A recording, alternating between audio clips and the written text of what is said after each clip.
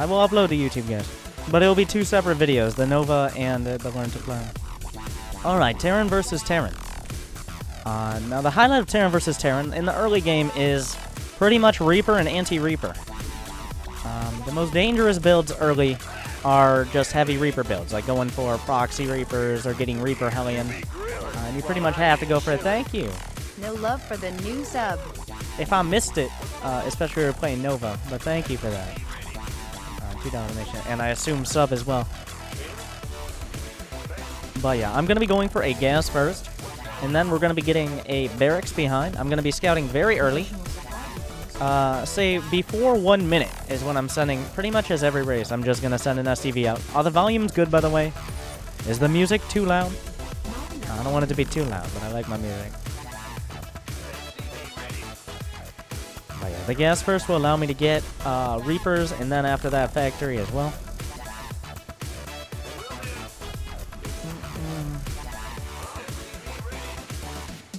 I can turn the music down a little bit.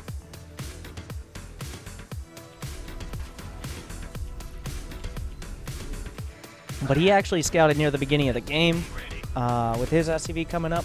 I'm going to his base, and I'm going to be looking for whether he has multiple barracks, whether he has his barracks at home at all, how much gas he has, whether he's looking to go for tech or if he's going to stay kind of defensive. We'll have to find out. I'm just going to get my depot up. I'm just sticking on this SCV so it can't annoy me too much. And we'll see, does he have a barracks? He does have a barracks. It's not producing. You see the lights aren't flashing yet, which means he hasn't produced anything yet. There's a factory immediately, but I'm going to have the ability to make my factory, but he hasn't really made... He'll probably make a Marine. In order to be able to get that so quickly, he pretty much had to not go Reaper. He's going for the second gas, it looks like here. Him stealing my gas is not a big deal. I'm actually going to get another Reaper here. And yeah, he's going for a Marine. He's got the early factory. I'm actually going to only go for 1 Reaper. Because he's going for such heavy tech, I'm not going to try to punish him. Instead, I'm just going to get tech of my own. And expand at the same time. Play defensive, but I don't want to be behind economically, or even economically. I want that to be my advantage. So I can see he has Marines. I can come up and kill one. I'm actually going to swing around with the Reaper to the other side. At the same time I'm producing Marines, I'm getting a starport. Making sure I don't stop making SCVs as well.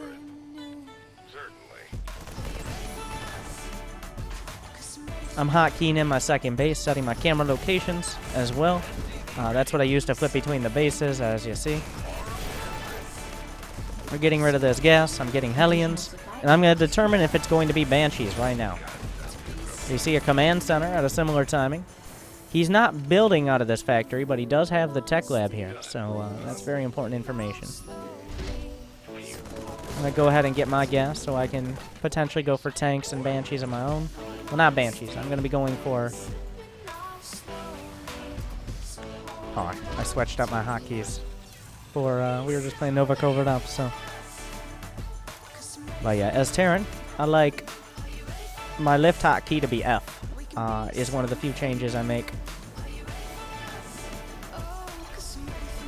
to Terran.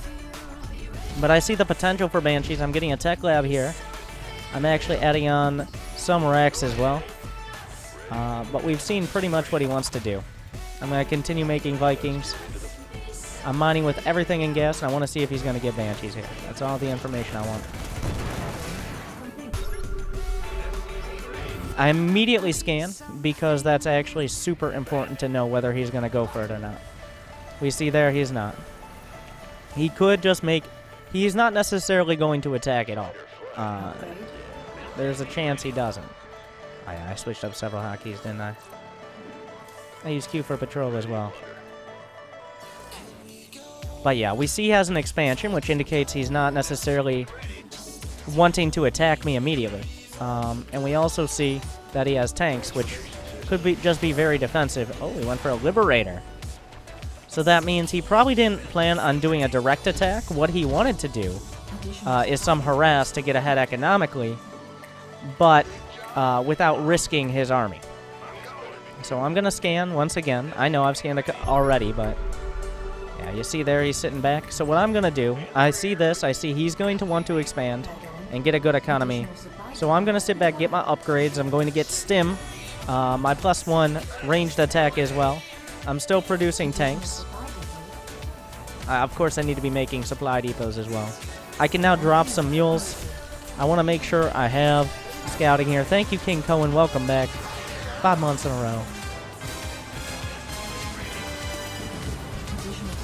But my big advantage here is my production. And of course I have some air control with the Vikings. That's not a huge deal, but it doesn't hurt. I would like to a shout out to my mom. I love you, mom. Also, what's up, Winter Dog, Kappa Rose, Kappa Pride, Kappa Kappa. Thank you for that.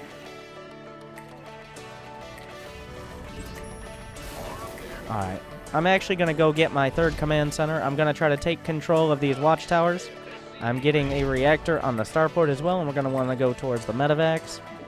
And pretty much at this point, I'm continuing my upgrades. I'm going to make sure I have vision on the map. I might pick up a turret or 2 soon. I'm adding on, going up to 5 barracks is pretty good once you're solidly on 2 bases. 5 barracks. You got your factory with a tech lab and your starport with a reactor is your normal setup. Now this is about the time I'm starting to get some turrets in relevant locations. I'm also making sure I have depots, but turrets like on the edge of my base where he's obviously more likely to drop, and it would be more effective if he did. Getting medevacs immediately, really prioritizing tanks as well. Hotkeying in my 3rd base with that shift 4. Automatically rallying it. I still got a Marine in front. I should probably get a scout on whether he has a 3rd base. And now I see my upgrade is finishing up as well. Need to make sure to have 3 in gas. Adding on that reactor. I finished up my combat shields. I'm going to get my armor upgrade here. I'm actually going to slap down. It's fine, just 3-4 depots. That's okay. Might not be the perfect position for them, but just getting those depots out is much more important than conserving a little bit of money, because being supply blocks hurts you really badly, especially as Terran. Yeah, he's sitting back. I check his upgrades on his units. I see he has 0-0. Any upgrades on the tanks? None yet. And I see he has a pretty solid army. Almost the size of my army, but I have 3 bases. So now all I want to do is sit back and let him defend. Until he takes another base, I have no obligation to attack him. I can transfer some of these SCVs over using those camera locations. I'm going to go ahead and get another sensor tower. Wait, I don't already have a sensor tower. Get a sensor tower over here. That will cover this area so I can see if he's maybe trying to go for an attack from that side. I'm going to have that armory finishing, and upgrades are the easiest way to get an advantage when you're ahead in bases. That is the best way. If you're ahead in bases, the best way to get a long-term advantage is upgrades, because not only will you have equal or similar units over time, but your units will be better. So even if you have the same army, having those upgrades gives you a distinct advantage, especially with things like Marines, which attack really quickly. So the upgrade is applied a lot. What I do is I use my medevacs on a separate hotkey here in order to be able to move my tanks with tank drop around. That's really important in TVT, is pretty much putting your tanks in the right spot. And tank drop is the easiest way to do it, obviously. Tank drop is the difference between winning and losing a lot of the time in Terran versus Terran. So getting used to, I usually put my Marines on one hotkey. Like I'll just control click all the Marines here. You see control click, control 1, and then control 2 for my medevacs, and I use those to move around my tanks. Now we see he has 0-1, but I'm already starting 2-2, which means I will have the Marine upgrades.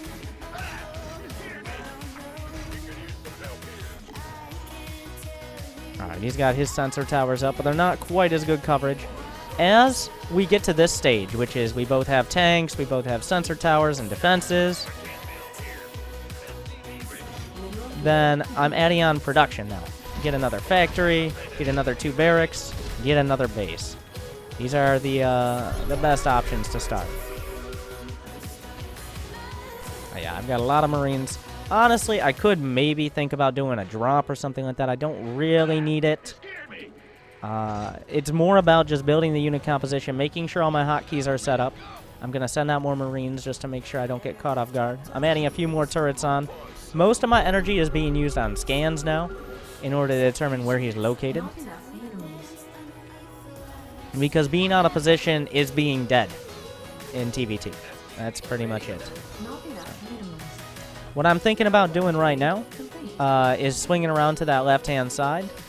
Or maybe I could do a little bit of a 1-2 punch here. I'm going to split off some Marines with the shift click. I'm going to split off some Marines. He's going to see all this. Making sure I'm continuing to get upgrades, especially the mech weapons upgrades for the tanks. But yeah, and now I'm swinging to that left-hand side. Now this is after I'm getting all my production. I have a lot of scans ready as well. I'm making sure my production is hotkeyed. But what I want to try to do is get into a position on this high ground here. And I see all he has really are turrets.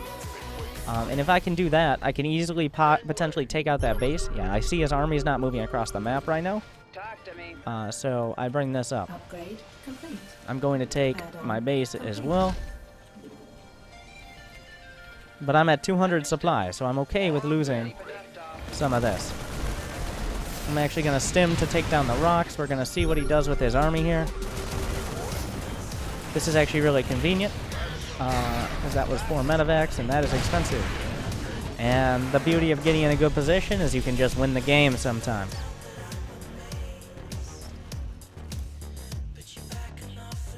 Just simply like understanding where he is and where he isn't is all that's important.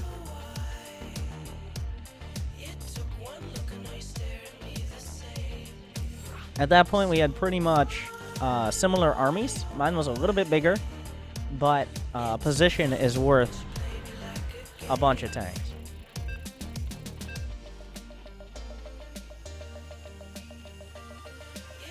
I believe it's the same guy.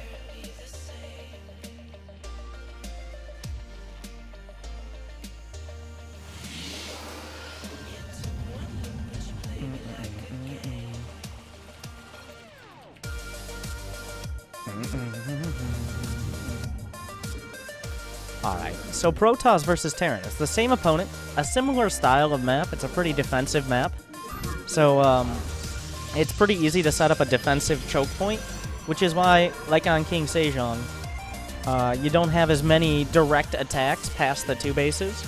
You try to find a better position where they're out of position.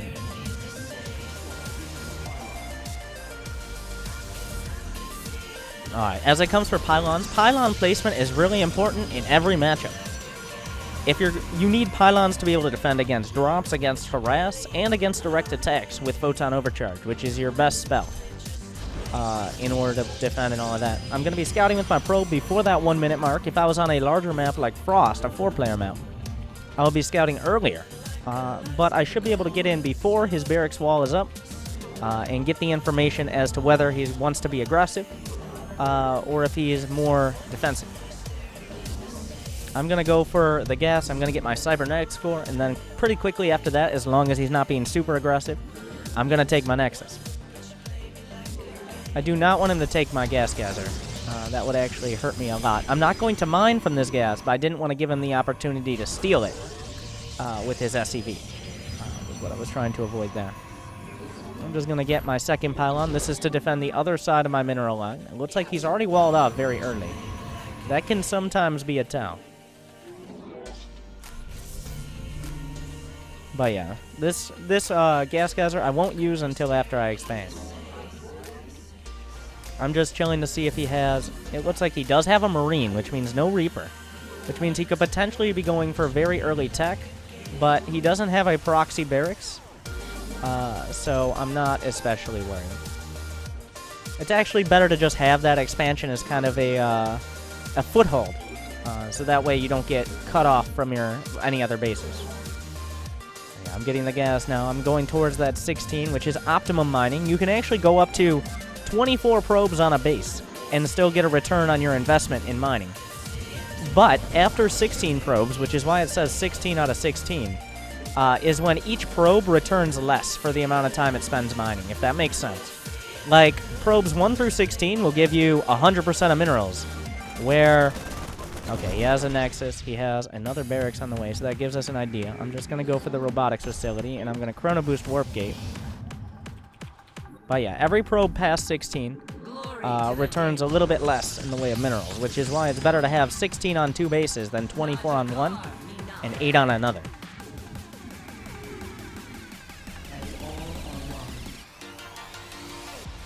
Alright, I've got this single Adept coming out. I'm going to keep looking at the front. I saw he had a command center, and that's the important information right now.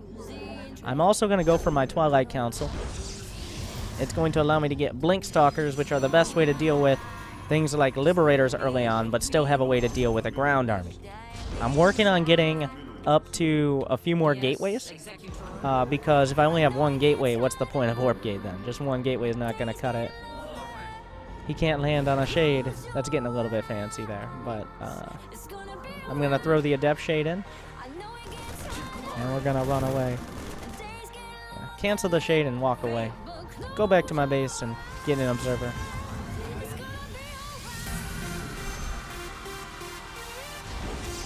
I'm going to Chrono Boost my Robo and my Twilight, because Blink is a pretty long upgrade. It's not super expensive, but you got to get it started. Otherwise, it's not going to be there when you need it.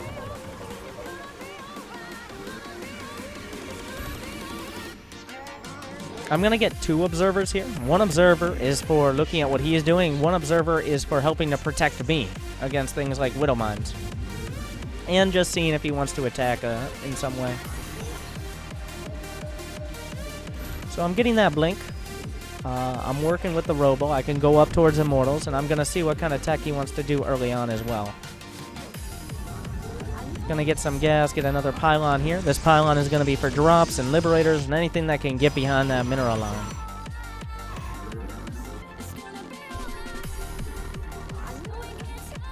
We see a decent Marine count there. Blink Stalkers are okay against the Marines. This Observer's going to stay home. We see he might actually want to go for Banshees here, interestingly enough. You got to be careful of that turret. But now that I see all this, I'm going to get a Forge, I'm going to get another Gate. And I'm going to keep this Observer camped out right here. I got an idea of the tech he could have. And now I'm adapting to that. I built a Warp Prism here because the best way to keep yourself protected is by attacking him. The best defense is a good offense a lot of the time. Having a Warp Prism means he can't move all his units out or he risks losing them all. And his economy back at home if I warp in Adepts or something. I finish Blink. I'm going to be going for the Adept Glaives now. And for +1 attack, which is... it makes the Adept Glaives, especially before Marines have Combat Shield, it 2-shots Marines instead of 3 shots, which is a significant improvement. So, I'm going to be working towards the 3rd base.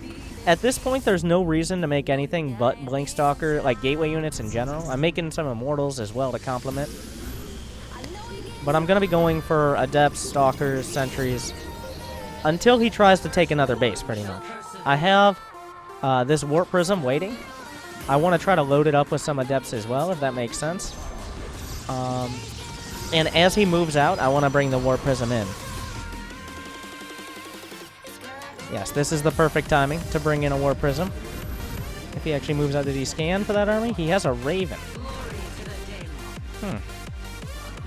So I'm going to load into the Warp Prism, and we're going to drop it in the back of the base.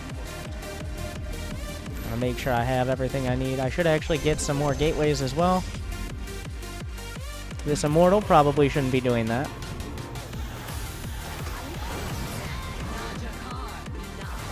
We're going to go see if he has anything else over here.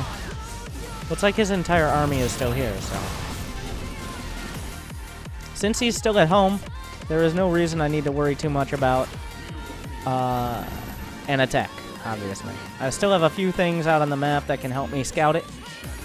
I don't necessarily need them. I just need to have enough production to be able to defend this attack outright. And with +1, a couple of Immortals, a decent chunk of Adepts, I should be able to shut down that army.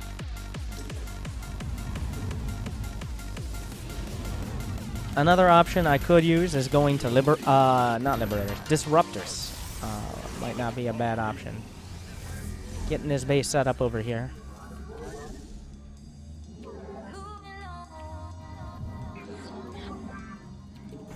Now we've got more on the way. I'm actually going to go for the disruptors here. Get my +2 attack for my ground army. I'm going to take down my own rocks now. These rocks protect me early on, but he's going to have things like siege tanks, which are going to be a pain to deal with. Yeah, we're going to have the disruptors. They're going to have their glaives as well. Looks like he's trying to expand here. We should be able to shut that down.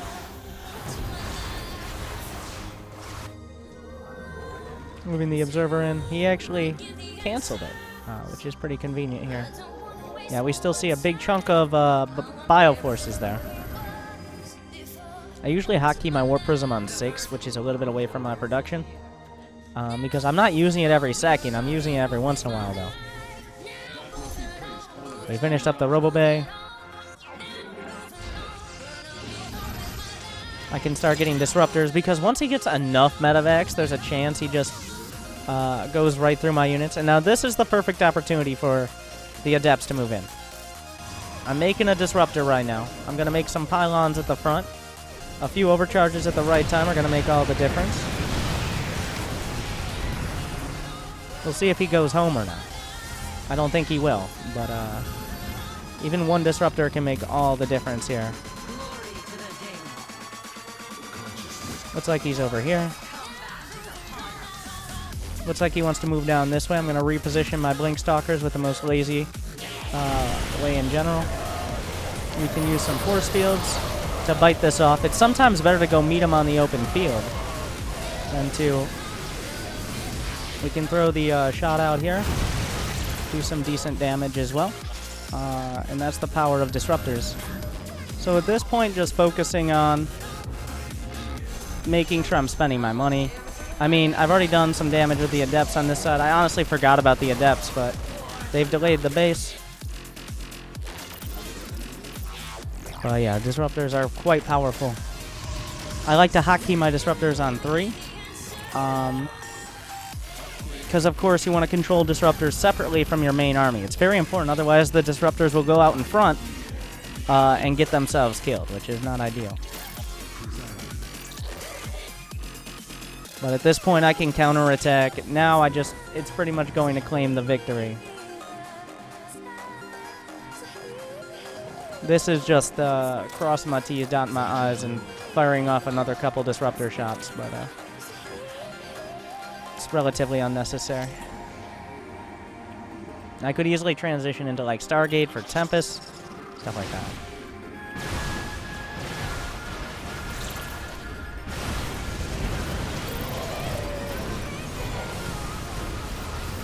Another shot coming out.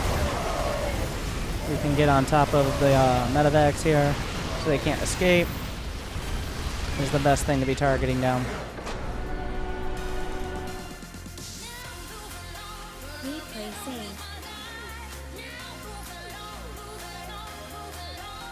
But yeah, disruptors are very strong, especially going through choke points like that.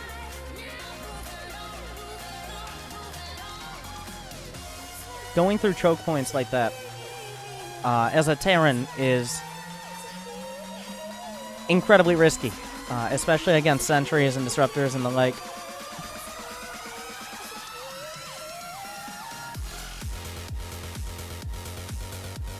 But I honestly probably should have gone for Disruptor a little bit earlier. Would have been an ideal option. I stayed on just Immortals and Gateway units. Disruptors, like having Disruptors a minute earlier was better than having another 10 Blink Stalkers there. Having 2 or 3 Disruptors, even if he's in a good position, is enough to drive him back.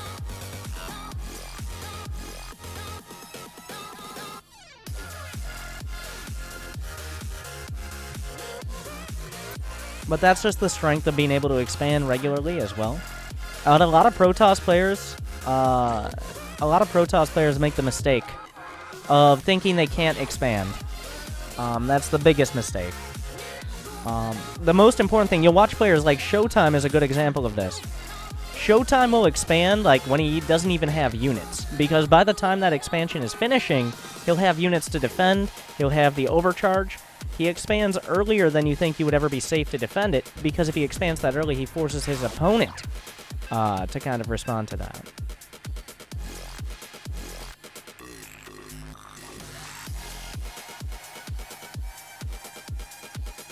Now we're on Dasan Station, which is the smallest map in the pool, and the quickest rush distance, so I will be walling off very quickly.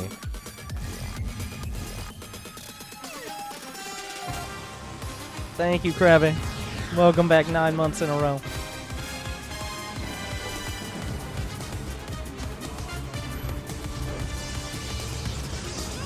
I'm going to be walling off immediately, because there's a risk of just a super early pull. Can we get a race, boss? Kappa, thanks for everything. And by wall off, I mean not a hard wall, but if I see he's going for an early pull, it can easily turn into one.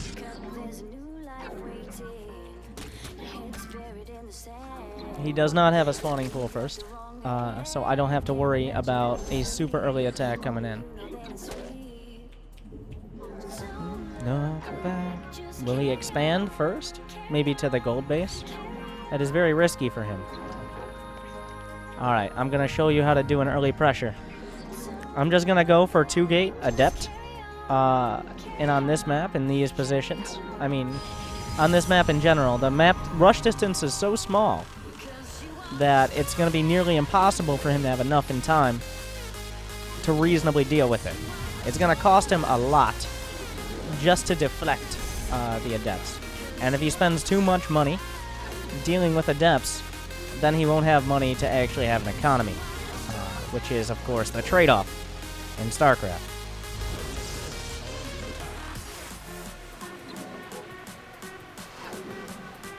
He doesn't like probes, I think is what we find here.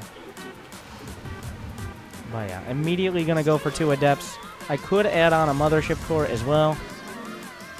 This is good on smaller maps. This can even work on maps like Frozen Temple, but only because this map is so tiny is why I'm doing it.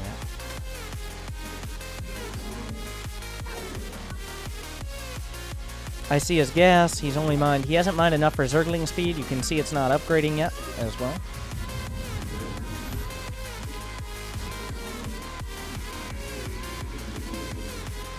I'm just going to get these Adepts, and then I'm going to go for an expansion myself. I could go for the expand.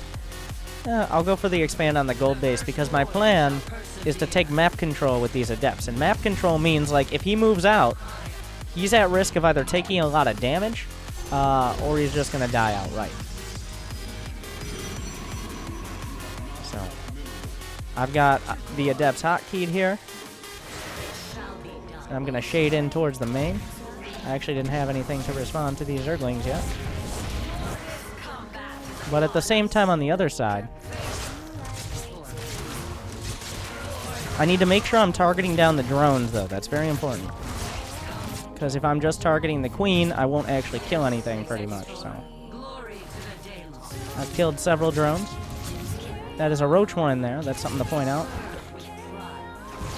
A little bit of fancy footwork here.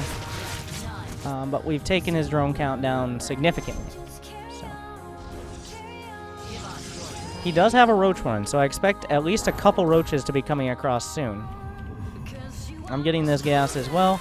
We're going to get a robotics, because an immortal is the most direct counter to the roach.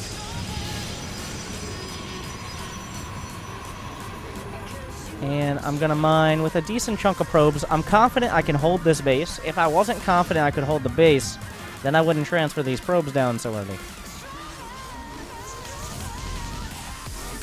I'm going to warp in Stalkers here, which is probably the best option to deal with roaches and slow Zerglings. I have enough energy for 2 photon overcharges as well.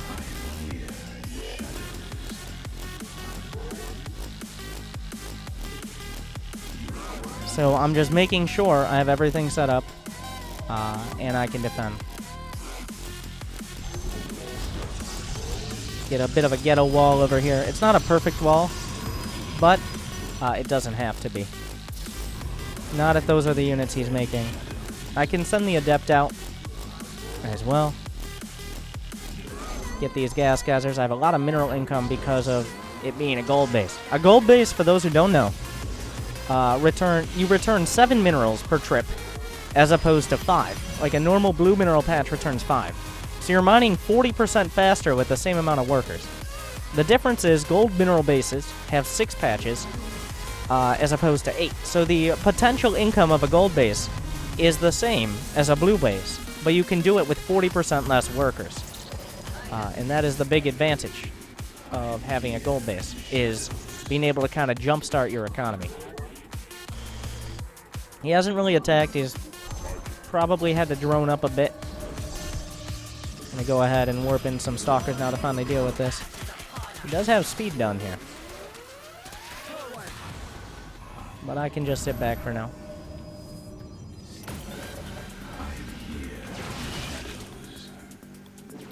I'm going to use a hallucination on the sentry in order to get information.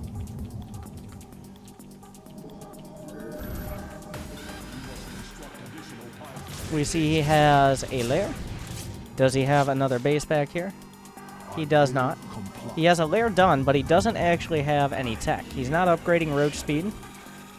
He's got some gas over here, but he's got a severe lack of units. He's making some spine crawlers at the front, but as long as I figure out how to make pylons, which is apparently difficult for me, then I should be able to put together an attack, even while teching up and getting another base, because that's how well off we are right now. I looked also at his drone count. You could kind of tell he doesn't really have that many workers. That means his income isn't that high, which means he can't really get a new set of... Like, he can't go for mutas right now. If I sit back, yes, he can go for mutas, but he can't go for mutas and get another base and have enough units to defend a ground attack. So I see either he's going to make defenses and he'll be able to defend, or he's going to tech up, or he's going to get an economy. But his economy is not good enough to do even 2 out of those 3, let alone 3. So that's why I'm attacking now. I've just got some stalkers. I can get a Twilight Council as well. Yeah, he's got a ton of spine crawlers. This is what I was talking about. Like, maybe he actually has enough to defend, but that means he has nothing else behind it.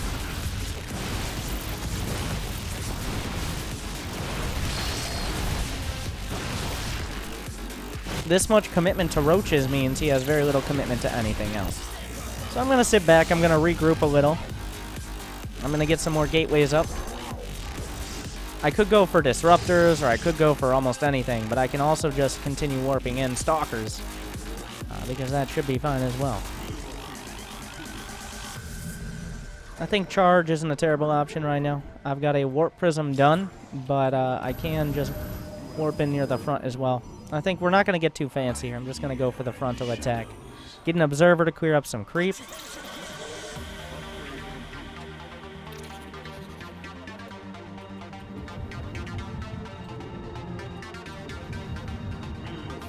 Alright.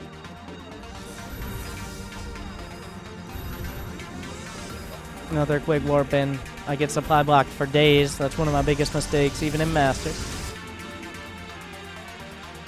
Yeah, he's upgrading from that Evo chamber. He's making more spine crawlers, but he should not hold here.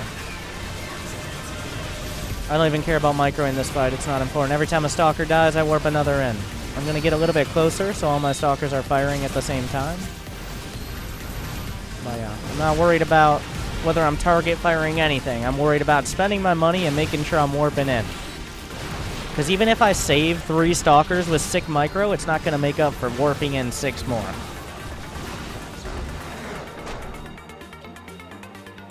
Replay save. And a lot of players, like, I need to target down these spine crawlers. If I just had better target, most of the time it's better to just make more units.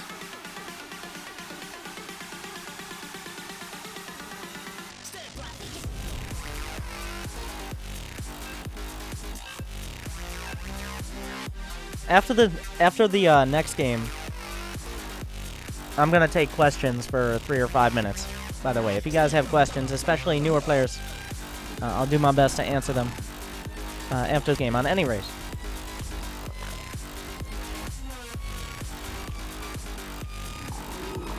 Is it always worth it to steal a gas? No.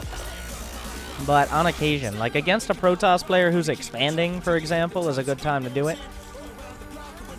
In Zerg versus Protoss on this map, I'm not going to do the same thing my previous opponent did. I'm going to go for a pool first. I'm not going to go, like, try to kill him, but I'm going to set it up so that way I have the ability to be aggressive, or at least defend against early attacks.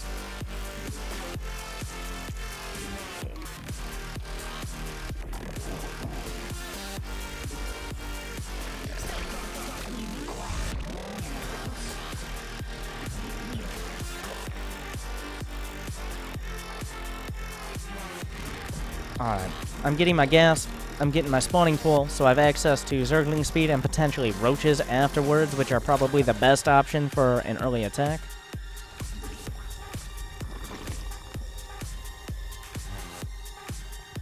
And I am going to expand to that gold base. You know, the reason why here is because a vulnerability could be my ramp. I don't want him to be able to use my ramp against me, which is something that could happen as well. I just want to be out on the map. You could also go for the back base and play more defensive, but then you run the risk of him containing you at the bottom of your own ramp. My overlords are going out. Overlord placement is one of the most important things about Zerg. A lot more important than do I go for a 12 pull or not. But this first overlord can just go straight through the base because it gets there so quickly. He literally can't have any stalkers out to defend it. It's just impossible, physically. Alright, I've got speed on the way. My second overlord is going to be in position to see if he's expanding here. I don't want to make it too vulnerable. Alright, he's expanding back here. But a big thing here is he doesn't have a wall. This is a very simple situation. Either he has a wall, or he didn't build a wall. And in this case, he didn't build a wall. So, I'm going to take a very simple strategy and apply it. I'm going to pull off of gas here. I don't need all this extra gas. I would rather have more minerals. I'm going to transfer some drones down. I don't usually transfer drones unless I'm oversaturated, which means too many drones on a single base.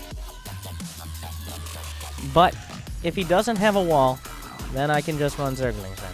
Well, looks like he's building one now. Okay.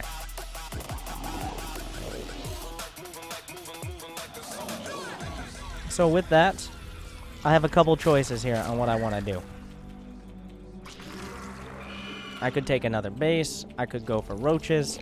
I think I'm going to go for the Roach Ravager. But I'm also going to have another base as well. The Ravagers can break the wall.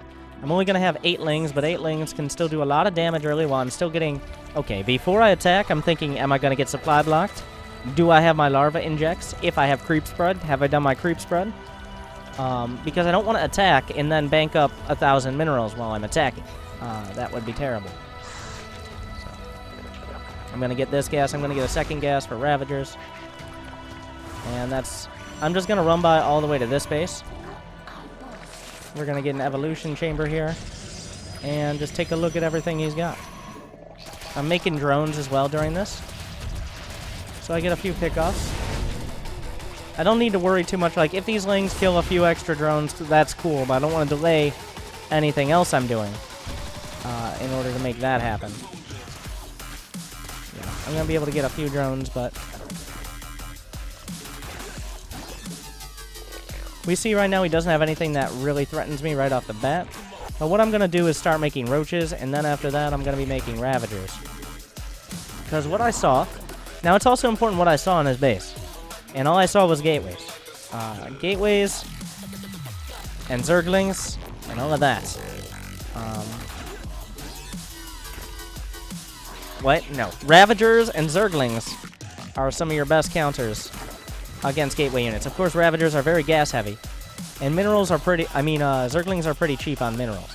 So they work together well. Like, you don't need to get that many roaches in order to be able to get a healthy count of Ravagers. And you can still have the minerals to produce Zerglings. I'm using the eggs, by the way, to move these overlords as they've already come out. Like, I control-click the eggs as I just built them. And then I send them out to different directions to be useful. Is the idea with this. I'm going to have a lair. We're going to go for roach speed here. Are we going to see an attack? I'm going to get an Overseer to get high ground vision. We're going to see if he's taking this forward base as well. We know he's not taking any of these bases.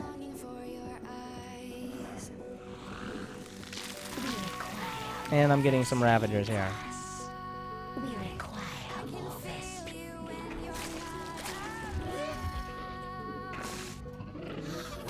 But the idea here is going to be to break the front and then flood in a bunch of Zerglings. It's not subtle, but it can be very effective. Just making more Zerglings behind.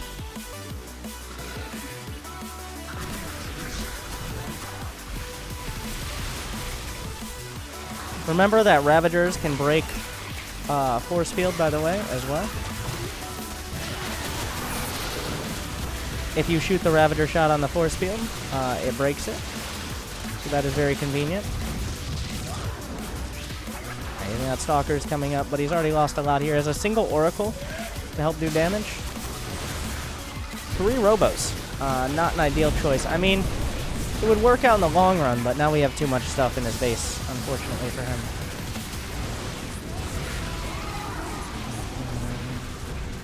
Making sure everything's moving up. I'm even using that Selecto Army Hockey. I know it's not great, but making sure we get everything in there.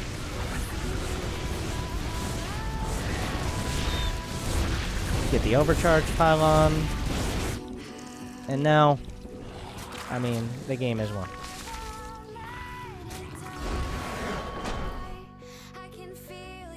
Replay save.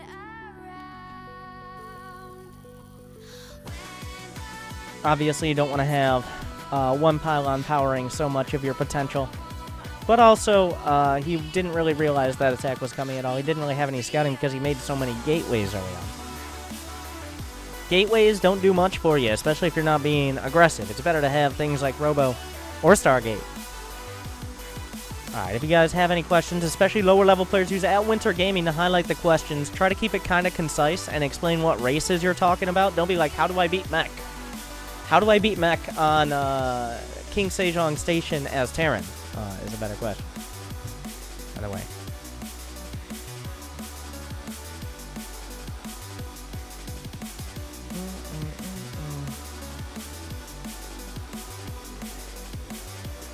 I reached plat with an early all-in cheese strat with Zerg.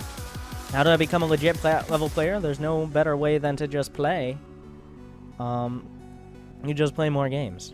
Simple enough. And force yourself to do things like hatch first against Terran or play defensive against Zerg. You gotta force yourself to play those longer game strategies. You can't be like, well, I don't really want to play a real game, so I'm gonna go for a roach all in it. It works 60% of the time, but eventually it will work less than 50. Less than 50, rather. How do I spend my money efficiently as Protoss? Build pylons before you need them, and build gateways before you need them. A lot of players suddenly have like 1,400 minerals, and they don't know how that happened. By the time you get like 40 probes on 2 bases, you should be looking towards like 6 or 7 gateways. Otherwise, you're not going to be able to spend your money. That's a big thing a lot of players overlook, is that you don't get your gateways up quickly enough. You get them before you have the money to warp in from them. So try getting up to 7 gateways off of 2 base, including your tech. I don't have a number in minutes, but I'd say by the time you have 40 to 45 probes is where you're looking towards building those. Would you say that Zerg is the hardest race to understand properly? I would say the Zerg is definitely more unique than the other races as compared to other RTS games, but I don't think it's necessarily the hardest to understand. But it's the most difficult to really get an early sense of if you've never played StarCraft before, though. How do I know a good unit to building ratio? I'm not entirely sure what that means, but it's kind of like a base/worker to building ratio. I'd say for every 10 probes you have, you should probably have 1.5 to 2 gateways. So if you have like 70 probes on 3 bases, you should be looking easily at 10 or 11 gates in order to be able to warp in on top of everything else. What race is the best for a beginner player? Random, so that way you can get a feel for all of them. What I recommend is you go to level 10 as random as each race, like Terran, Zerg, Protoss, and then you pick one to play most of the time, so that way you can focus on one. When you're using SC2 replay stats, what are some of the important things you're looking for? The big ones are usually like your supply block time. Are there any certain supplies where you obviously get supply blocked? Are there units you're really bad against? Because you can sort by your win rate by unit. Like, in games where your opponent made lurkers, your win rate is 30%, well then you know you have to focus on something. Or some things you can look at. Of course, you can always use the training center as well. What is the best way to beat early Adept all-ins as Terran on any map? Honestly, one, you gotta kind of recognize the signs. The big signs are he has a Twilight Council, and a Robo, and he's not taking gas at the net. It's hard to tell unless you actually scout the gateways, but pretty much you want to stop it before it starts, which means you need to shut down the Warp Prism. If it's just a direct attack up your ramp, you need to build a wall, and you need to hold the wall. But if it's a Warp Prism, things like Cyclones, well-placed turrets, or even a Viking early on, you need to get rid of the Warp Prism because that's the root of your problem. Thank you, Roger that, SC. Welcome back 4 months in a row. Something came in the mail today. How do you choose between Adepts and Zealots? Adepts, especially in the early game of almost every matchup, are better. Zealots become better later on. Because they're better for dealing with stronger units. Units like Lurkers, units like Stalkers, and Immortals, and units like Siege Tanks. Against Terran, you don't see Zealots that often at all. But in the later game against Protoss and against Zerg is when charge lots become useful. But early on, Adepts unupgraded are almost always better than Zealots unupgraded, and their upgrade is cheaper, 100, and it builds faster, the Adept Glaives, than the charge lot. So that is the difference. So pretty much early on, always Adepts, 95% of the time versus every matchup. And then when you're getting up to 3 bases, when you're starting to consider going for a lot of charge lots, especially in PvP and PvZ. I get wrecked by Liberator Harass. How do I defend or prepare for Liberator Harass? What race do you play? You're going to do a bunch of viewer builds sometime, like how you let viewers make your builds? Sometimes we do strat roulette. Not tonight, but it'll definitely happen. What is the best way of handling mutas in ZVZ aside from massing more mutas yourself? If it's early mutas are queens. The best answer is queens, and then you transition into a Nidus. A Nidus attack with, like, Queen Roach, say you have 7 or 8 queens against 12 mutas, can be very successful. Your best chance, if you see they're going, especially if you see the Spire building, and you know you can't get mutas in time to beat their mutas, at that point you want to be sprinting towards a Nidus with queens, so that way you can Nidus in the queens and defend against the low muta count, and maybe even bring drones in to make spore crawlers, and use the tech you already have, which is probably roaches, maybe Zergling and Bane, in order to be able to beat the mutas before they get to too high a number. Later on, you're pretty much going to need Infestors and or Vipers alongside Hydras, because if they go for like 40 mutas, queens are not going to beat that anymore. You need the Spellcaster. Is Gasless viable at 5k MMR in ZVZ? Only on certain maps. I would say it's kind of viable on like Galactic Process, which has a pretty long rush distance and you can hold your third with queens. And like King Sejong, not really, I would say. Yeah, maybe, because you can kind of defend your net. But on a map like Dasan Station, or even Frost, where your third base is really far away, and your net is pretty open, I would say it's not as good. What can win against the ball of Immortal Zealots, Stalkers, and Sentries with Zerg in the mid to late game? Well, the ultimate counter is the Broodlords. Broodlords counter that, but that's not the mid game. At least not early on. The most customary way to do it is Hydras, Lurkers, Lings, and Banelings. Because what you do, you have enough Banelings to get through the Zealots, and when the Zealots are removed, and you still have some Zerglings and Lurkers, he can't actually get on top of your Lurkers. You can actually bully forward with the Lurkers themselves. So Hydra, Ling, Lurker, Bane against Zealot, Immortal, Archon, Stalker type of deal. Because usually they're pretty heavy on the charge lots or the Adepts, and you can easily wreck those with your Banes, and then the Lurkers can do cleanup then. Of course, you have to take the right engagement. If you crash 20 Banelings into 3 Archons, well, that's your own fault. Alright, I'm going to play some more games. Thank you guys for the questions. Make sure to press that follow button if you enjoy the stream. If you enjoy it a lot, you have the means, you have the motivation, you can sub. We're actually aiming towards 1,000 subs. I have almost as many subs as I've ever had. We're at 815. But if you do enjoy it, consider that. Use that sub button if you're into it. But thank you guys for watching tonight. Make sure to press the follow button as well. And of course, streams like this, I have guides, tutorials, and GM games as every race on YouTube as well. So use that YouTube command. Thank you guys tonight. Alright, Terran versus Terran. SCV ready. Bad news? Huh? I'm going to go for the gas first, as well as get the Reaper Hellion. It's not to be necessarily very aggressive, but it's just it's pretty much how the best way to defend and also be able to expand in Terran versus Terran a lot of the time. You want to be able to have that tech, because tech in TVT especially, things like Vikings, like Reaper Hellion, stuff like that, is incredibly crucial. You can't just defend with Marines. Thank you, X, Gray Skull X, for the sub. Thank you for that. Glad you enjoyed the stream. Oh, I accidentally forgot to go back to building, rather. I'll give him the W's.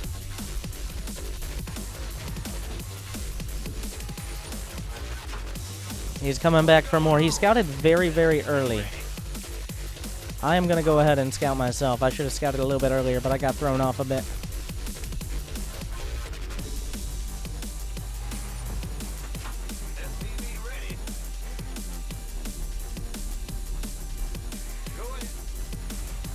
Alright, well, yeah. The Reaper and Anti-Reaper is pretty much all of early on. Thank you, Panther James. I want to say welcome back, but thank you for that. A sub as well. Give him the W's, boys.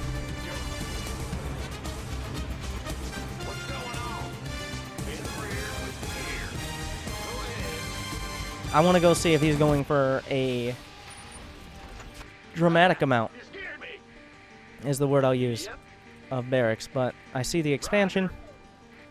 Honestly, in this matchup, expanding that early with no real tech to back it up is very risky.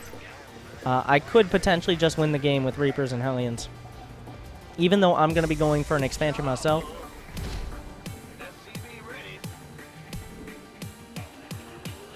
Right about now.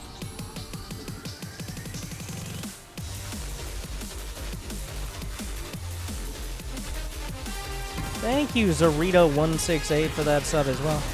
Thanks for joining us. Just softening these guys up. If he's just going to make Marines. Give him the W's too, boys. Well, thank you for that.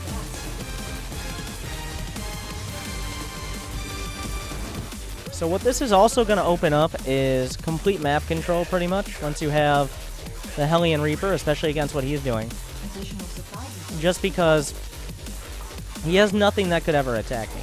That's the strength here. We're going to be able to take these guys out. A lot of SCVs down here as well. I am going to focus a bit on micro because that's a lot of SCVs to potentially kill here. Throw some nades on them, which helps me out a bit. But yeah, this is why you don't go for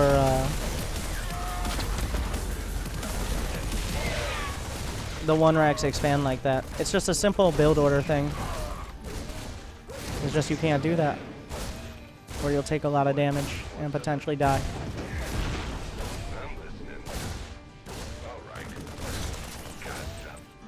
I can get my third command center as well.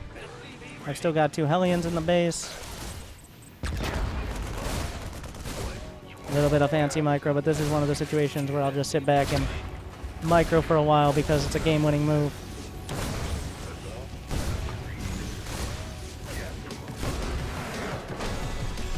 But that's the strength of just having the better build. You just cannot go for what he went for, or you will die if I go for what I went for. And what I went for is not particularly all in. Like, it's not hurting my economy by a large margin to go for Reapers and Hellions early on. It's just very risky to go for that expansion and get maybe a couple extra SCVs out, but if I go for that, I just win, so.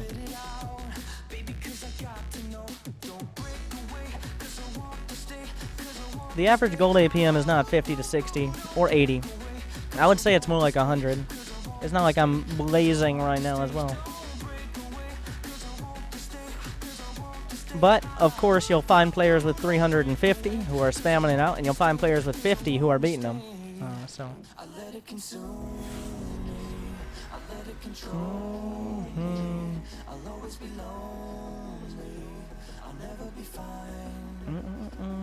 We're still waiting for the other guy.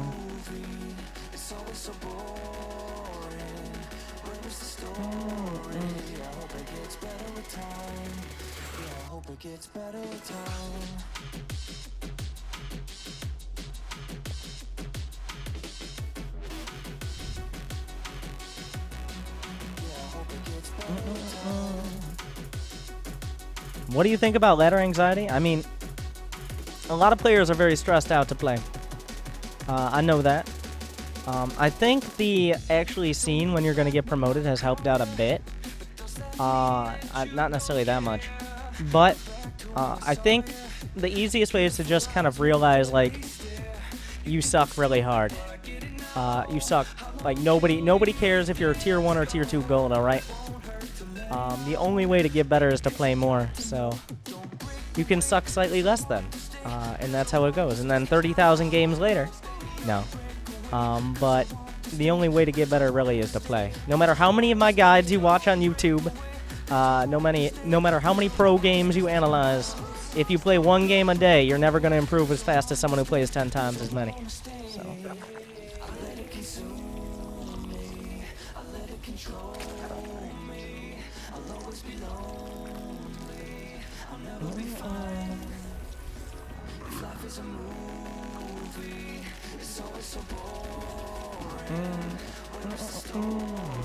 What is it, Zerg versus Zerg? Alright, I'm going to play very safe. I'm going to go for a spawning pool, then I'm going to go for a gas geyser, then I'm going to go for a hatchery.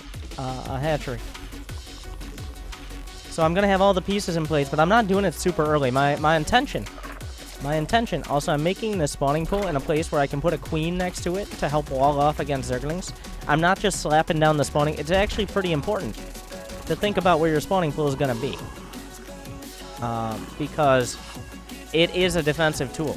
And if you just lose your spawning pool, then because you can't defend it with drones or anything like that, then you're just going to lose the game.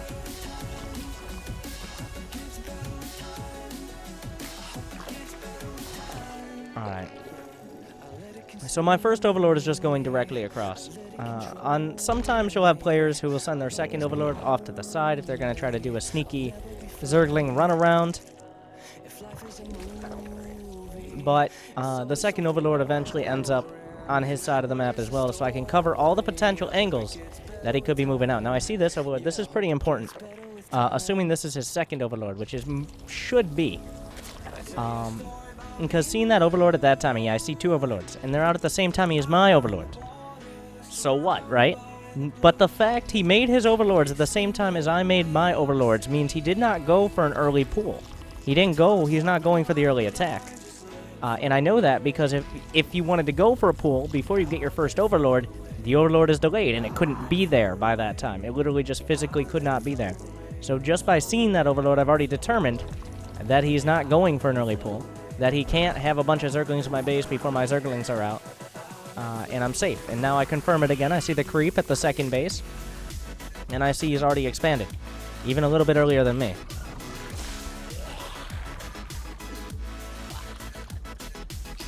Yeah, he's got some Zerglings out now, so I'm going to make some of my own Zerglings in order to respond. They're up here. I'm going to have this Overlord over to this side so I can scout if he's getting another base, and if he tries to sneak along that angle as well. And I get this Overlord, which is pretty convenient. Losing any of your initial Overlords as a Zerg player hurts a lot. try to get a drone kill here. Why not? Oh no! I didn't kill it! I thought that last one... Okay, there we go. But yeah, I'm gonna get some banelings down here. I'm gonna use the Zerglings to scout. I'm making a couple more Zerglings, and this is gonna help me determine whether he's gonna make a bunch of Zerglings and try to kill me. 2 banelings is enough to kind of keep him from overrunning me early on. It's important to have those before you need them. But yeah, we're gonna see, does he have a lair? Does he have a roach warren? He has Zergling speed on the way. I have a lot of minerals now. I've been banking up too many minerals. I think he just now finished speed. I'm getting my roach warren. I'm getting a decent chunk of Zerglings here. And I'm getting some drones to back it up. I need more overlords. So now I'm thinking about... I think I'm going to go with lair. I'm going to get the evolution chamber. This is going to be for +1 ranged attack. And I'm just going to think about roaches with speed, which is probably your safest bet. I have enough Zerglings to keep him from getting another base, and to deflect any early attacks. And remember, I killed his first overlord, which means he doesn't have easy scouting at the front. I'm going to make 1 bane on the other side over here, but at this point, I'm setting up for a nice roach timing, is the plan. I got a bit supply blocked, which is really sloppy. Oh yeah, we get that +1. I'm going to make sure I'm able to get the roach speed as well. There, he's got a lot of Zerglings now. He's trying to be sneaky, but I'm already here.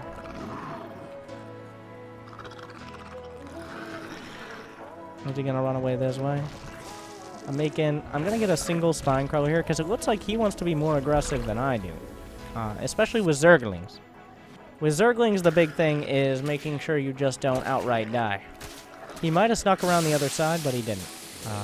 I can put this Overlord in position to make sure that doesn't happen. Without my knowledge, at least. Now I'm just kind of making roaches. I got plenty of money. I need to get more Overlords. Gonna spread these Overlords out a bit. And I'm gonna try to get a scout on whether he's going mutas. Well, that answers my question. He showed me some roaches here. Now we try to see, does he have a lair? He does, but he's not upgrading roach speed. So he's pretty much doing the same thing as me, except I'm going to have my stuff quicker. I might have a little bit better economy, stuff like that. I'm actually going to take a 3rd base, so that'll be an additional advantage that I can gain if I defend well. I'm going to go for 4 Ravagers here, which are enough to snipe. I still have some Banelings at home. He has a lot of Zerglings, remember, so make sure I don't get supply blocked. I'm using my camera locations to switch between my bases.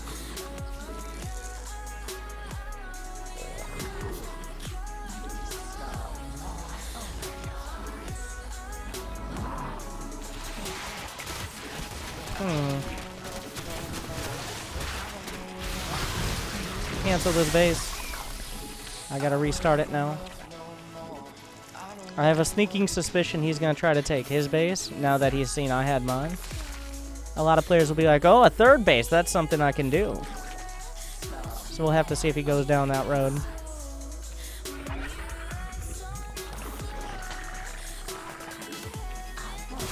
Oh, he's doing exactly what I was talking about, which is the Overlord snipes. But once again, I'm going for the base. I can take my Ravagers, and I can do the same thing. And I have several Overlords to potentially snipe.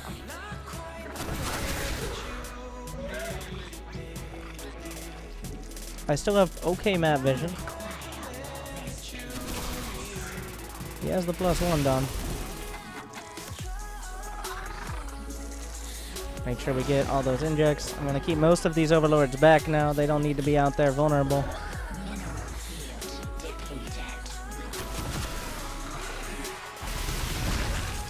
And we're both just dancing around the Ovies.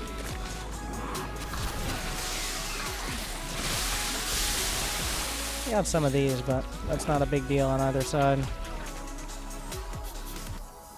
Sending out roaches, just splitting off 1 roach or so, so he doesn't come around some weird angle that I don't expect. That's pretty important. Being caught off guard is the reason for a lot of losses. It's like, oh shit, there's an army here, and then everything dies because you're panicking and you use Stiletto Army Hockey to move everything back. Don't tell me it doesn't happen to you. It happens to me. But I'm going for the +2. The only real danger is if he like sneaks out mutas. But if he actually goes for more than a handful of mutas, then he's not going to have a big enough army to actually directly engage me. So it doesn't matter that much. I can always go for the Hydralisk Den as well if it's needed. Gotta make sure I have enough. He's got some creep spread, which might actually end up benefiting me more than him. It's good to have creep spread, but if you spread it out too far, you better be sure you're going to have map control, because if it's too far outside of your base, it starts benefiting your opponent as well. It's not like something you need to worry about too much. You should really just be spreading creep, unless you're going mutas, in which case you don't want to help out Hydras, especially. He's over here. I'm gonna get an Overseer. A minor threat, okay, like a moderate threat is Burrow Move Roaches that he could use to get around when I'm not paying attention. I just finished my +2 attack as well. He does have Burrow Move Roaches right now, as you can see. With that animate, like the little visual there. He also has +2 attack.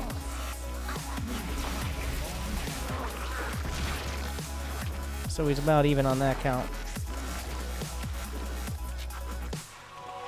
If he shoots at this Overseer, he's going to be shooting at himself. So.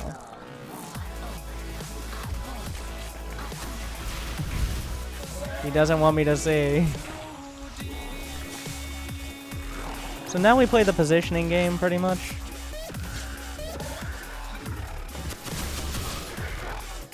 Yeah, he's sitting over here. I have the flyer helper on to be able to shoot these easier, as I almost wreck my own Obi. So we're going to set up a multi-pronged attack.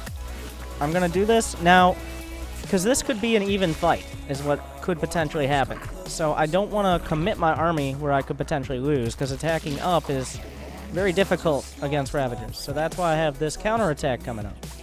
This counterattack is designed to make him split his units poorly. So we're just going to go straight up into the main. And we're going to see what he brings back to defend. It seems to just be... Okay, he brought these units back. And it looks like he used this... He didn't actually use the Selecto Army Hockey there. Well, I'm getting some good Corrosive Bile as well, which is going to allow me to win this fight. And also, he didn't quite bring back enough on the other side. The Ravagers are nice because they can shoot over the top, but the split was a bit much. He wasn't shooting off his Corrosive Biles as well. And he was trying to tech up towards Hive, but getting up towards Hive is very expensive, especially... I knew. Replay save.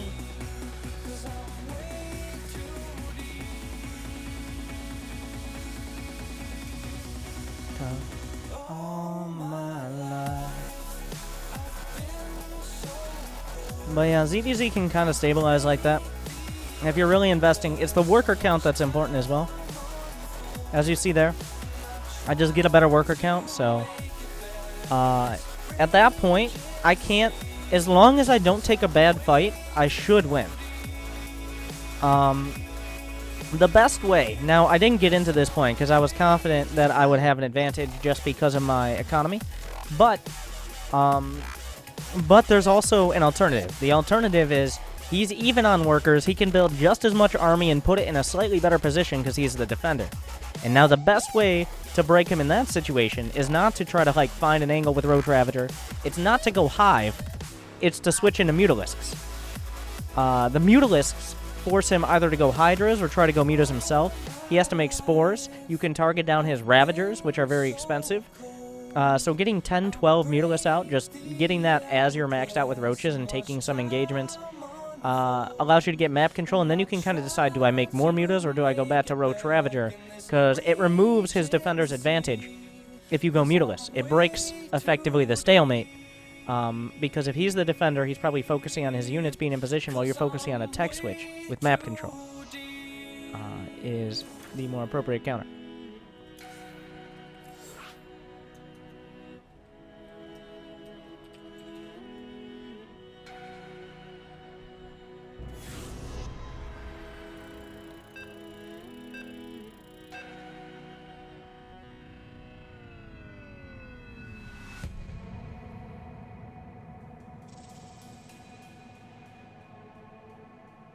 What are the main things you're looking for when scouting Terran as Protoss?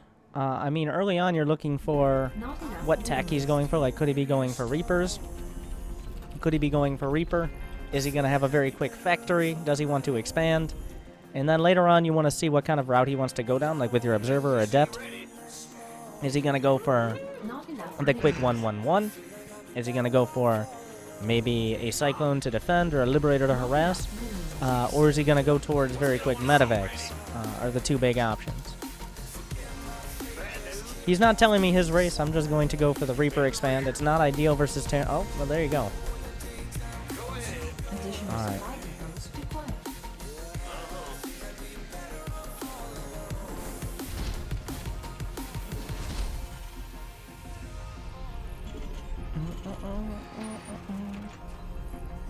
So I'm going to scout off this SCV, even against Zerg, because there's a chance he goes for, like, every once in a while you'll get someone going for a one-base Baneling bust or really quick Ravagers or something silly like that.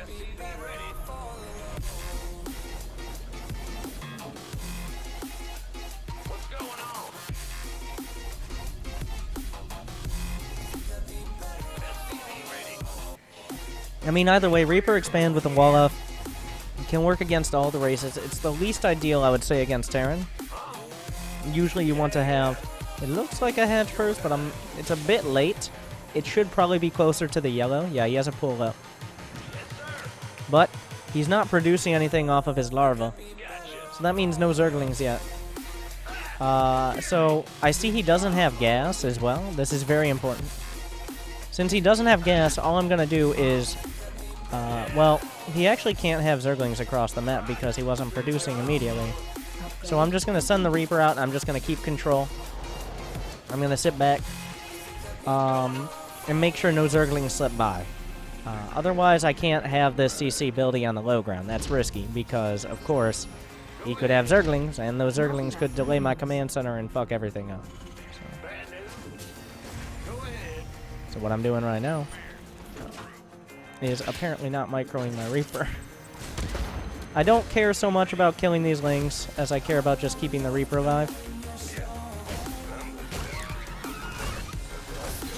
Throwing the nade out.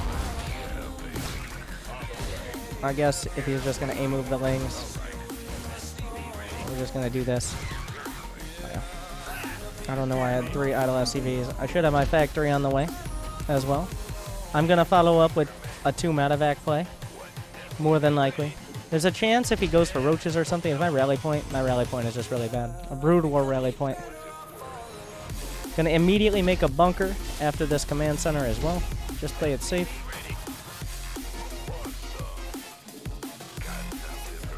And I'm gonna send that Reaper in to see if he has a Roach Warren. Oh, he has a very quick third base. So I'm looking more and more like I'm really gonna focus on a very quick medevac drop. He has a Spine Crawler over here. Not sure what these Marines are doing with their lives. Doesn't look like he has Zergling speed done, but thankfully I made a bunker. Even though that bunker might not hold, I don't actually have enough SCVs to repair.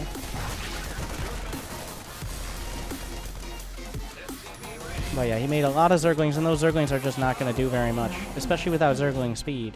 So I could potentially kill every single one of these with the Reaper, but I don't want to sacrifice doing things at home too much, so I go to the high ground.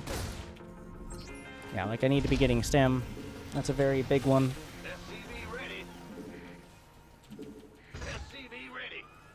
Get the depots on either side over here.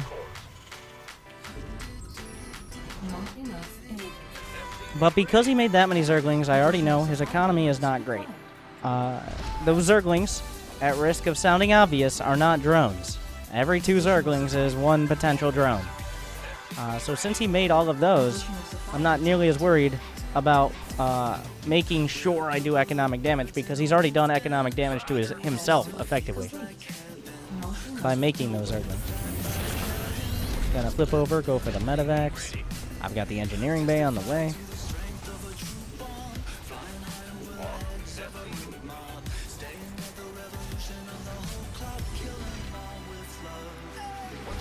And from here, making sure I don't get supply blocked, I'm going to be looking to get a 3rd base very soon, because we already know he has a 3rd. I've seen that 3rd hatchery. It was pretty quick. So ideally, I'm able to take out the 3rd hatch and do a lot of extra damage. That's not a guarantee. I'm going to expand on the high ground. I'm not going to expand on the low ground. That's far too risky.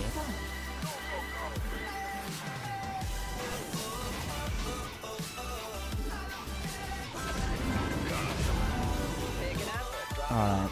And I'm going to go drop right on the other side of these rocks. I want to try to get these guys unloaded. At the same time as back at home, all these drops are going on. I'm not staring at the medevacs. I'm making sure I have a follow-up.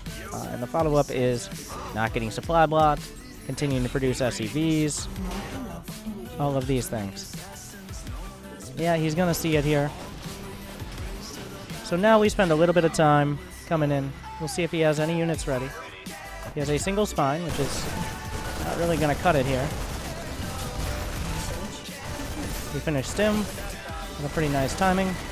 But yeah, if you're able to get that 2 medevac drop down, especially if they're not aggressive early, you can get a lot of damage done. Now I'm just going to go to the main here. It looks like he has a roach follow-up, which means more tanks. Make sure they're sieged. But yeah, I'm going to get all my add-ons. And now I have a 3rd command center, and he lost his 3rd base, so I mean, it's pretty obviously good situation for me here.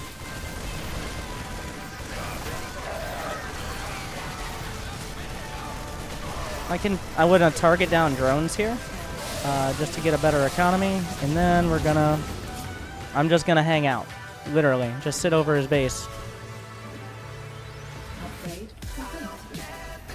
And now I'm just producing Marines, Marauders, and I don't get supply blocked. I don't need to get fancy with these drops anymore. I'm done microing. At this point, I'm just going to build an army that can eventually walk across the map and not care what he has. That is the objective. Make sure I have 3 in each gas, make sure I produce my SCVs, stuff like that. Yeah, we see he's going for this base. We'll take some time out of our day to go deal with the base. That's worth my attention. You mentioned a while back that more shit beats less shit and don't attack up ramps into Terran bases. Started from bronze and now gliding through the ranks and are now top in silver. Have hardly lost since. Even won a trophy in silver. Thank you. Thank you, Kilgren. $10 donations. Congratulations. May it continue. May it just be the beginning. Well, thank you for that. I'm glad those pro tips helped. Alright, getting the armory now.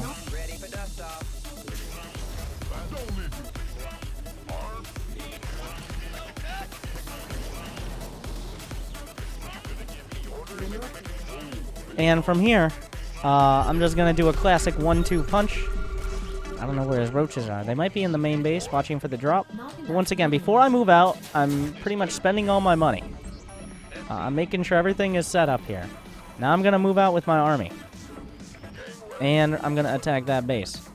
But I'm making sure I don't get supply blocked. I'm still building units.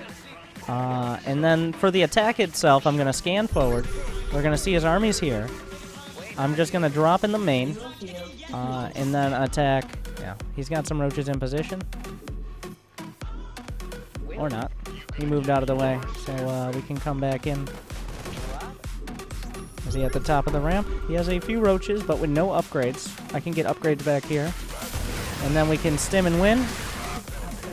That's pretty much where it goes here. But yeah, doing enough damage, really just focusing on hitting that timing is more than enough to crush through. Replay save.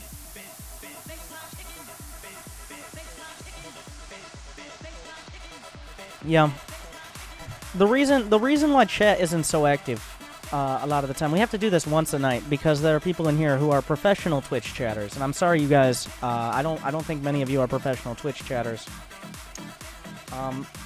But sometimes you may have not ever been on a stream like this before, but I try to focus on the content of the stream as opposed to the content of the chat.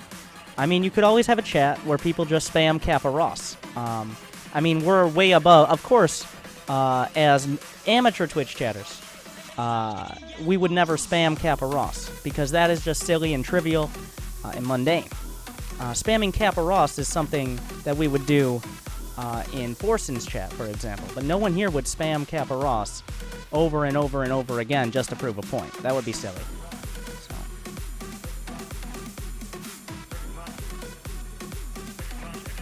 Also, Baby Rage. Baby Rage is another silly emote that nobody would ever use here. So keep that in mind.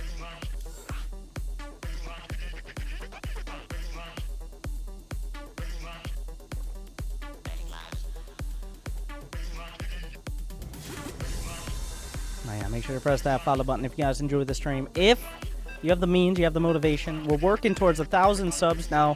Besides the dirty esports money, of course, 1,000 subs is when I can get 5 more emotes, which we've been working for years at this point. I've had over 500 subs for well over a year, but this is the closest we've ever been to that goal. So if you want to help out, if you have the means, you have the motivation, of course, and not or,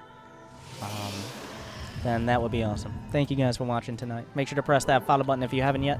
And, of course, check out YouTube, where I have over 750 guides, tutorials, highlights. I try to upload a game from each race per day. I mean, I don't stick to that, but I try to even it out between the races. So it's not like 5 Terran games and you don't have a Protoss game for a week, stuff like that. So...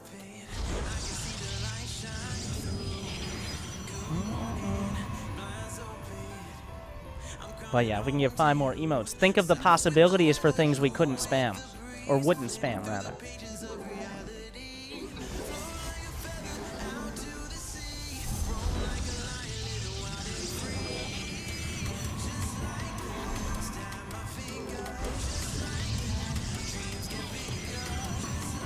Thank you, Little Earthquake. That's definitely a welcome back, by the way. Well, we gotta get through the follows, but thank you again. Prematurely, it'll come up. But thank you for that. Alright. Against Zerg, I'm going to be going for a pretty quick Nexus here. There you go. Give him the W's. And we see he's expanding. And that is the trigger for me to get my own Nexus over here. I'm also going to the Cyber Core. I'm not making probes right now.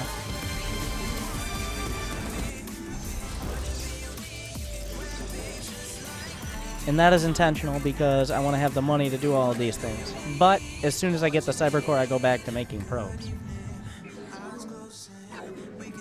I'm going to wall off this front. This is actually a choke point, but remember, there are rocks over here that can be taken down. So that is a potential point of contention. A potential point of contention. Nope, that makes sense. It just sounds weird. I want to go see if he's taking a third base now. We already see he has gas as well.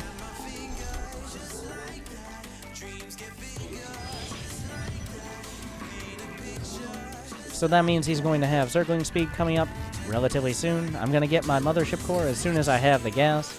And I'm going to play as safe as possible here.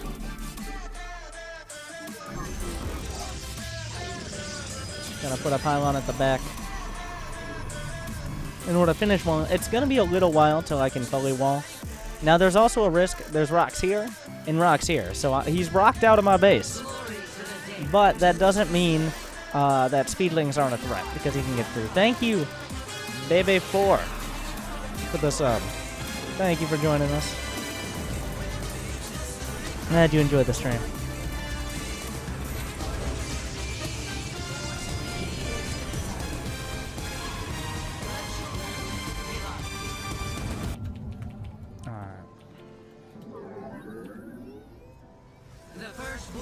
shall persevere. The mothership core is going out to scout. There are several sets of rocks I have to keep track of. Is the dangerous part. So I've got this adept in the wall. I've got this adept. I'm gonna put him over here. Her rather. And I'm gonna go for the Twilight Council to be able to go for adept glaives. Is the plan. So no third base yet. If a Zerg player doesn't have a third base, nobody saw that. So that's not.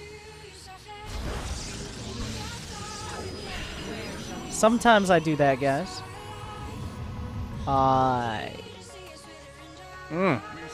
Well, I'm glad we figured that out before he had Zergling speed. That's pretty important. But yeah, the lack of a third base right now is getting very concerning. I'm gonna actually... Now, there's a chance he took this base out here. Some players will take the outside base instead of the inside base. Especially a Zerg, so even I forget about that sometimes. So we'll see if he already has, because I've been basing my information... Yeah, he took that outside base. Well, I see his timing on the base. I'm gonna go ahead and get my third as well. I have the Adept Glaives on the way.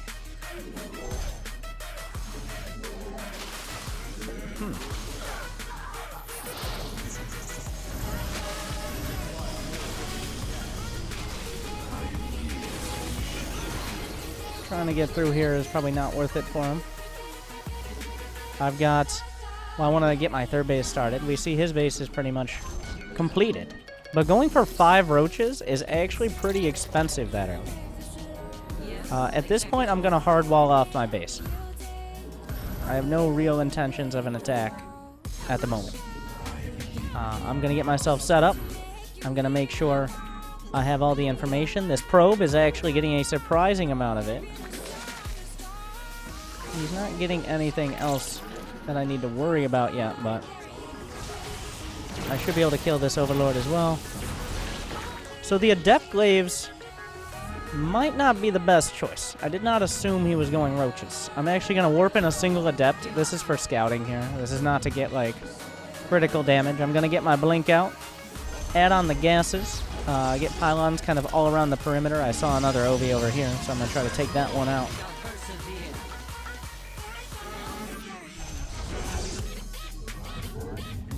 But yeah, the Blink is the choice for me.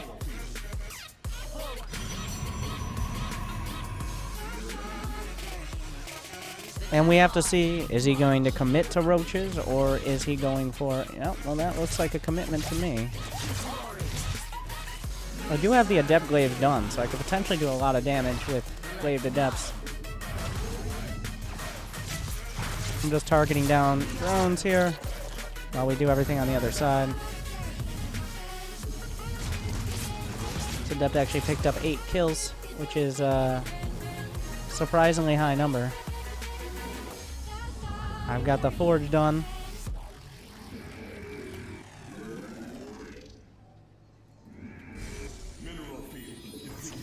And from here, I mean, I could just go for a timing. The question is he just going to go for a ton of roaches? I wouldn't be that surprised if he did. I'm going to get the Robo Bay, because roaches are pretty well countered by disruptors as well.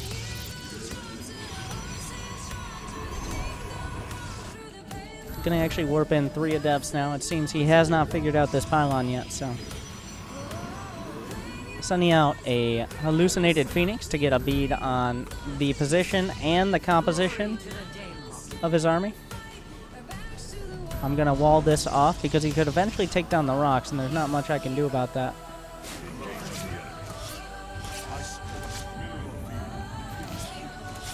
I can target down a lot of these guys. This is kind of a attack of opportunity here more than anything.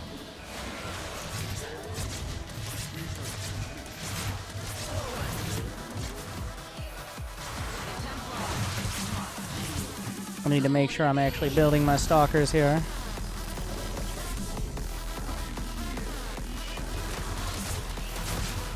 But I killed a very solid chunk of his workers there, so At this point, I'm not too worried about anything.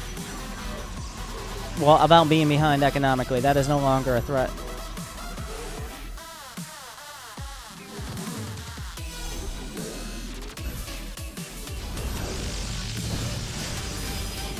This is a threat, though. And I don't have detection. You can see them moving, by the way.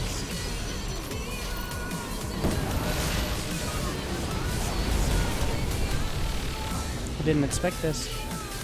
But you can see them moving. Which is an interesting dynamic. But you can still hit them.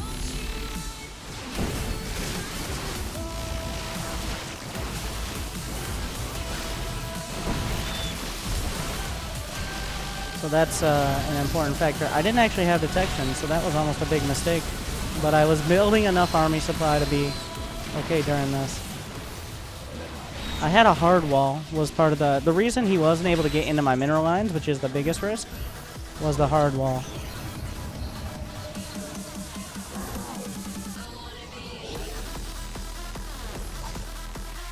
I still have the warp gate option. I'm gonna get charge. I'm gonna have cannons as well now, so I'm not too worried.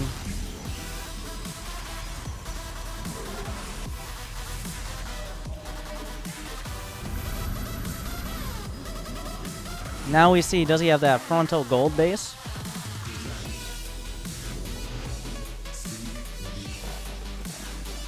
Because if he doesn't have that, then he doesn't have a fourth, and I don't need to worry so much.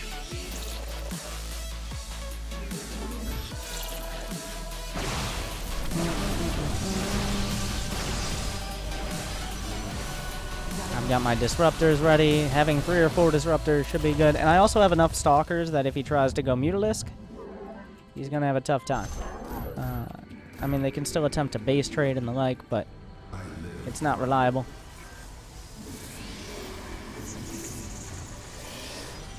I'm getting my 4th base. That would be a good time for a Dark Shrine as well to have other harass options on top of this.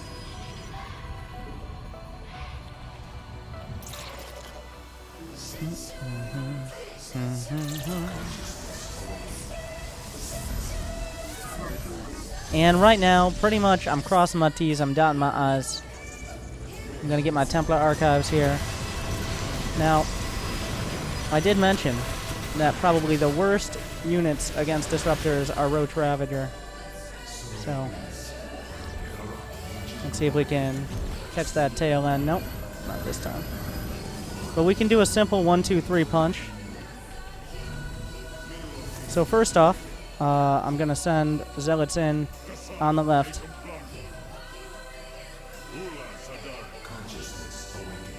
We're going to go all the way around here. At the same time, I'm going to warp in. He's going to chase these guys down, it looks like. This will force him either to attack or try to defend.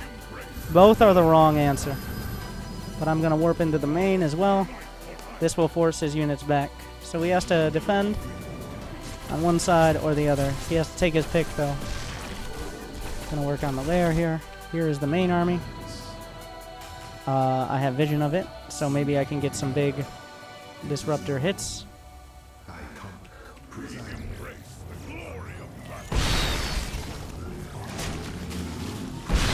And that will force the attack. And another one.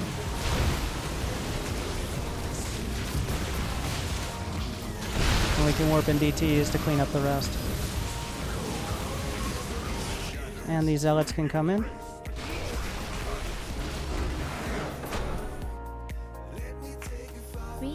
But yeah, it's about putting him in the position I want him. Where I wanted him was attacking directly into disruptors with his units. And by doing that warp in with the warp prism, I forced him to attack directly into disruptors.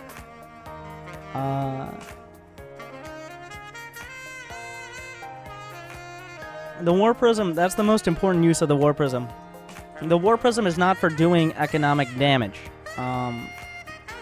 It's not, if you're using a War Prism, I mean early on in like all-ins and stuff like that, the War Prism is, yes, it's for doing economic damage and stuff like that. But the reason you do drops, this is the same for medevacs and for Zergling drops, especially in the mid to late game, not in the early to mid game, in the mid to late game, is for position. In doing a War Prism drop of potentially 10 plus zealots, I force him to make a decision. Does he try to defend it? Because that's a very dramatic, that's a lot of zealots. Like, you can't just throw 5 roaches at the problem. That's not enough. Or does he attack? And if he's in the middle of the map, he's literally the furthest from either option. He's torn between it. This works against Terran. For example, like maybe you send in a double medevac drop and force him to attack into your siege tanks. Or against Protoss as well. Like maybe they're trying to attack into your third and you suddenly warp in 3 DTs to their main mineral line where they moved away from. But that's what drops are good for in the later game. That's how you win games a lot of the time, is by making them... It's not about building a better unit composition necessarily, but about being in the right place at the right time. Alright, so what I'm going to do is take just a quick break. I'll be back in a couple minutes. If you enjoyed the stream, make sure to press that follow button as well. After that, I'll answer questions for 4 or 5 minutes. And then we'll be back to the games for a bit. I'm probably going to stream another hour or so. Maybe an hour and a half tonight. I did stream 16 hours yesterday. But that's no issue. And of course, if you guys... the most helpful thing. I mean, you can sub here on Twitch. You can donate if you're into that. But the biggest thing is YouTube. Where I try to put all the best stuff. Whether it's GM games. Or it's guides. Or it's drone rushes. So use that YouTube command. I'm trying to bring up the live counter thingy. It's not working.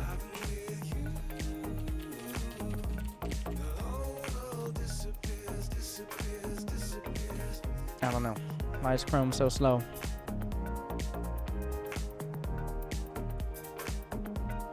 We did it.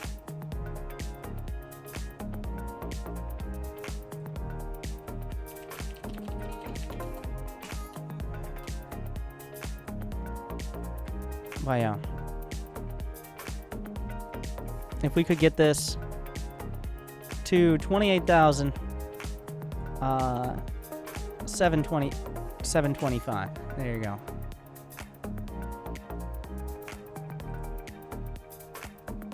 Oh, there you go. It worked. I think you guys can do that. I'll be back 2 minutes, and then we'll be taking some questions. Thank you guys for watching tonight once again. Be right back. 1 moment.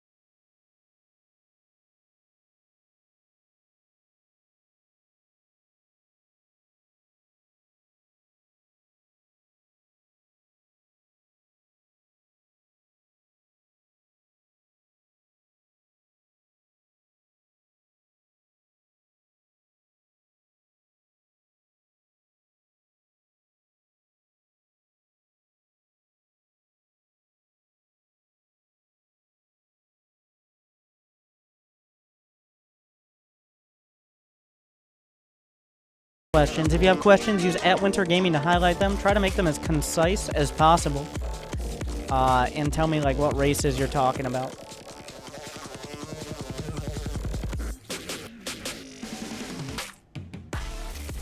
Have you done the Brutal Nova missions? I did them earlier today. They will be on YouTube later today.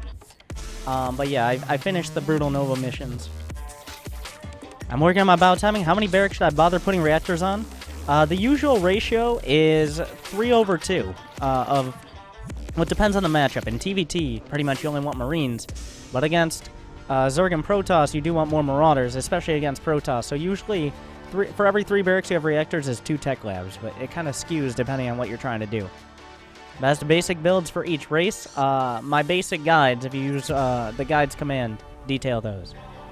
Just the simplest options. Why not use Roach Hydra? Roach Hydra is ineffective in almost every matchup. Roaches and Hydras are countered by the same things. They're countered by siege tank drops, they're countered by liberators, they're countered by disruptors, both of them. And also Storm, because they're both ranged units. They're also countered by Roach Ravager, because the Ravagers are more mobile and easier to build. And do almost the same DPS as a Hydra, and have more HP. So it's pretty much just a mediocre unit composition. It's better to have either Roach Ravager or Hydra Zergling, as opposed to Roach Hydra itself, because it's just ineffective most of the time. How do I become faster as a Terran aside from playing a lot of games? Anything you've done in the past? Well, you're not going to like my answer. My answer is playing a lot of games to become faster. But, like, just kind of forcing yourself to play super harass-based style and really focusing on still maintaining your macro at home. Like, if you go for... Instead of going for a siege tank push, going for, like, a mine drop into Liberator harass with a secondary drop on the side is going to force you to play faster. TVT Marines are more DPS than Marauders, but if it's a tank evac battle, wouldn't the beefier Marauder help out? No, tanks do more damage to Marauders. And the tanks should be firing on the other tanks. The Marauders, in general, just for the cost, are almost never as useful as Marines. And they also cost gas, which reduces your potential tank evac and your air count as well. I stack Marine count for TVT. Most of the time, yes. Against mech, if you're playing Bio, though, you will want Marauders. How do you harass a turtling Zerg? I tried a couple drops, but it doesn't really do any damage. Well, if they're really turtling, like if they're on 3 or even 2 bases, kind of you guys got to go late game, which means Liberators. I assume you're Terran. Liberators and even Ghosts, because if they're trying to get to Ultralisk, Ghosts and Liberators are your counter. And Zerg players, especially with the buff Queen, if they really want to turtle on 2 or 3 bases, they probably will be able to. So you just got to transition at the same time as them. What do you think of mech? I think it's okay, especially in TVT on certain maps. Like on King Sejong Station, I think mech is better for TVT, for example. For the other matchups, it's difficult. TVP, the best way to deal with Storm is Liberators and Ghosts. Mostly Liberators with range. Ranged Liberators outrange Storm, and it's not like you're going to Storm a single Liberator anyways, because that's not going to work. Do you ever play Wings of Liberty for the nostalgia? That's kind of like going back to your 15-year-old car and saying, you know what, I want to drive you today. You're kind of shittier, you've been well-used, you're not as comfortable, and you're not as exciting, but I'm going to drive you for the nostalgia, and if you're one of the people who does that, more power to you, but I'm not. How to stop Thor drop? I mean, like, unless you scout it first, but, like... pretty much you just got to find a way to deal with it. If he's proxied it well and you haven't scouted, then you just pretty much you have to pull workers to try to screw up the Thor's AI. Are you going to play any more games? Yeah, I'm just answering questions right now. People are asking. I should do it a little bit more often. And ZVZ, I mostly go for Hydras if they win a straight fight against Mutas, but if the other player is good, he can harass me endless. You think I should also go for Mutas, or do Hydras also work? Hydras are not a great option. Honestly, going for Queens is better to defend against Mutas initially, and then transitioning into, like, Infestor Hydra, so you can actually lock down the Mutas. What's going down in Germany next month? Well, this month. Oh, I see what you did there, Kraven. But yeah, I can't give you guys any details yet, but I don't know how many of you are from Germany or around Germany and are attending Gamescom, but I will be attending Gamescom in Germany in just a couple weeks. So I'll give you guys more information on that soon. What about Roach Hydra Infestor? Still not as good as Roach Ravager Infester, because Ravagers can use corrosive biles on whatever they hit with the fungals, whereas Hydras don't do the DPS as quickly.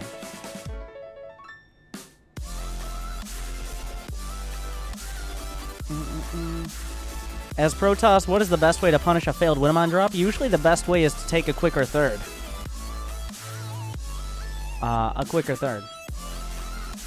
Because, like, you can't necessarily attack in because they'll probably have tank or something like that, or you'll probably have to attack up a ramp. But they won't have the ability